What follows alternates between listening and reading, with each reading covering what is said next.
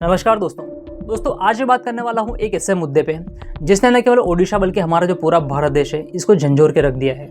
12 जुलाई 2025 को ओडिशा के बालासोर जिले में एक 20 साल की बीएड की छात्रा है जिसने कॉलेज के बाहर आत्महत्या करने की कोशिश की और उसके बाद वो 2 दिन तक भुवनेश्वर का जो एम्स अस्पताल है वहाँ पर भर्ती रही, लेकिन 2 दिनों बाद उस लड़की की मौत हो गई।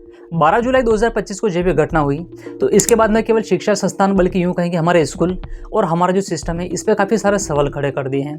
आज का वीडियो इसी के ऊपर होने वाला है कि आखिर उस लड़की ने सुसाइड किया है, फिर यूँ कहें कि हमारा सिस्टम और जो कॉलेज प्रशासन है उसने उसका मर्डर किया है। लेकिन आप सभी से मैं यही कहना चाहूँगा कि अगर आप मेरे चैनल पर नए हो तो मुझे सपोर्ट के लिए चैनल को सब्सक्राइब करें और बेल नोटिफिकेशन को ज़रूर दबा लें। दरअसल ये जो बात है 12 जुलाई 2025 की बात है। ओडिशा के बालासोर जिले में एक विश्वविद्यालय है जिसका नाम फकीर मोहन स्वायत्त विश्वविद्यालय है। यहाँ पर एक लड़की पढ़ती थी जो कि बीएड सेकंड ईयर की छात्रा थी। उसने क्या किया कि 12 जुलाई 2025 को कॉलेज का जो मेन गेट होता है यहाँ पर आई और अपने आप के ऊपर ही पेट्रोल छिड़क कर आत्महत्या करने की कोशिश की। जब ये घटना हुई थी तो वो लड़की करीब 90 से 95% तक जल चुकी थी। अब ऐसे में एक ये सवाल आता है कि ये जो लड़की है इसने गलत कदम क्यों उठाया। तो जानकारी के लिए बता दूं कि इनके ही कॉलेज के प्रोफेसर है जिनका नाम था समीर कुमार साहू, वो इनसे इतना परेशान हो चुकी थी कि उसने आत्महत्या करने का फैसला कर लिया। ये जो समीर कुमार साहू है इस लड़की को काफ़ी महीनों से परेशान कर रहा था। इसके अलावा ये जो लड़की है इसके साथ गलत संबंध बनाने के लिए भी इस पर दबाव डाल रहा था। लड़की ने इस बात की जो शिकायत है कॉलेज प्रशासन या फिर यूँ कहें कि पुलिस से भी की थी, लेकिन वहाँ पर भी कोई ठोस कार्रवाई नहीं की गई। इसके लिए छात्रा ने क्या किया कि 1 जुलाई 2025 को कॉलेज की जो आंतरिक शिकायत समिति है उसके पास एक लिखित ज्ञापन भी सौंपा था जिसमें उन्होंने प्रोफेसर साहू के द्वारा बार बार सेक्सुअल फेरवेयर की मांग और यूँ कहें कि मानसिक उत्पीड़न का जिक्र भी किया था।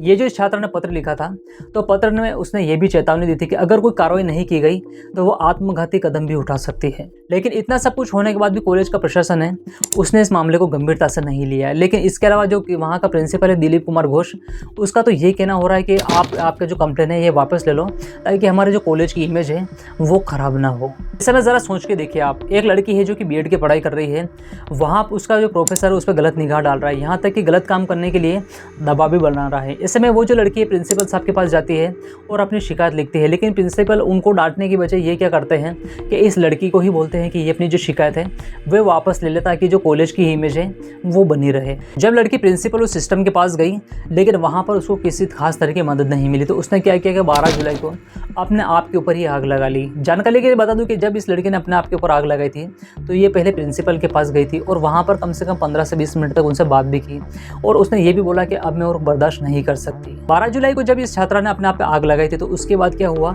कि उसको बालासोर के जिला जो अस्पताल है वहाँ पर ले जाया गया था, लेकिन उसकी हालत काफ़ी गंभीर थी तो उसको क्या किया कि भुवनेश्वर का जो एम्स अस्पताल है वहाँ पर भर्ती कराया गया। एम्स अस्पताल में ले जाने के बाद इस लड़की को बर्न सेंटर में ले जाया गया और वहाँ पर मैकेनिकल वेंटिलेशन दिए गए। इसके अलावा वहाँ पर कई सारी थेरेपी भी दी गई, लेकिन ये जो लड़की है 90% से ज़्यादा जल चुकी थी और ज़्यादा जलने के कारण क्या हो रहा था कि इसकी हालत काफ़ी गंभीर थी। इसके बाद हुआ क्या कि सोमवार 14 जुलाई को रात 11:46 पे करीब ये 60 घंटे बाद ये जो छात्रा है इसे दम तोड़ दिया। जब इस छात्रा ने अपने पर आग लगाई थी तो इसको बचाने के लिए एक स्टूडेंट और था जो कि वो भी आग में झुलस गया था।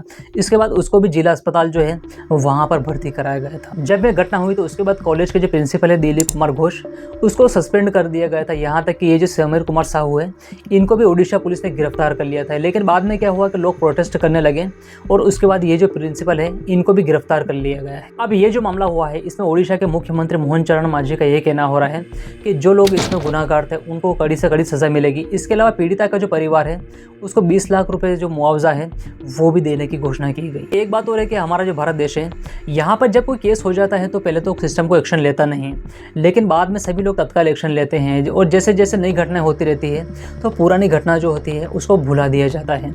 इसके अलावा देश की राष्ट्रपति द्रौपदी मुर्मू ने 14 जुलाई को एम्स भुवनेश्वर जहाँ पर ये जो लड़की भर्ती थी वहाँ पर इसका दौरा भी किया था। इसके अलावा राज्यपाल जो थे उन्होंने भी पूरी जांच की मांग की है। जब 14 जुलाई को छात्रा की मृत्यु हो चुकी थी तो छात्रा की मृत्यु के बाद कांग्रेस या फिर यूं कहें कि सीपीएम और कई ऐसे दल हैं जिन्होंने 17 जुलाई 2025 को ओडिशा बंद का आह्वान भी किया था।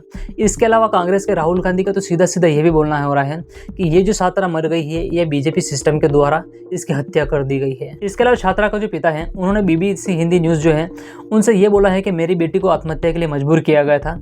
इंटरनल कमेटी के जो सदस्य थे वो भी अपराधी है क्योंकि इन्होंने शिकायत करने के बाद भी किसी तरह का कोई एक्शन ही नहीं लिया। इसके अलावा इंडियन सिस्टम का तो आप सभी को पता है, पहले तो कुछ करते नहीं, लेकिन जब घटना हो जाती है तो घटना होने के बाद कोई पैसे देता है तो कोई आश्वासन देता है कि दोषियों को सख्त से सख्त सज़ा दी जाएगी। 14 जुलाई 2025 को जब ये केस हुआ था तो ऐसे में सिस्टम पर भी कई सारे सवाल खड़े होते हैं। अगर सिस्टम सही तरह से काम करता तो ये ज़िंदगी या फिर यूँ कहें कि ये लड़की नहीं मर पाती। इस केस में जो कॉलेज प्रशासन है उसने भी काफ़ी लापरवाही की थी। छात्रा ने क्या किया था कि बार बार शिकायत की, यहाँ तक कि जो प्रिंसिपल है उसको भी काफ़ी बार बताया, लेकिन प्रिंसिपल ने किसी तरह की कोई एक्शन भी नहीं लिया।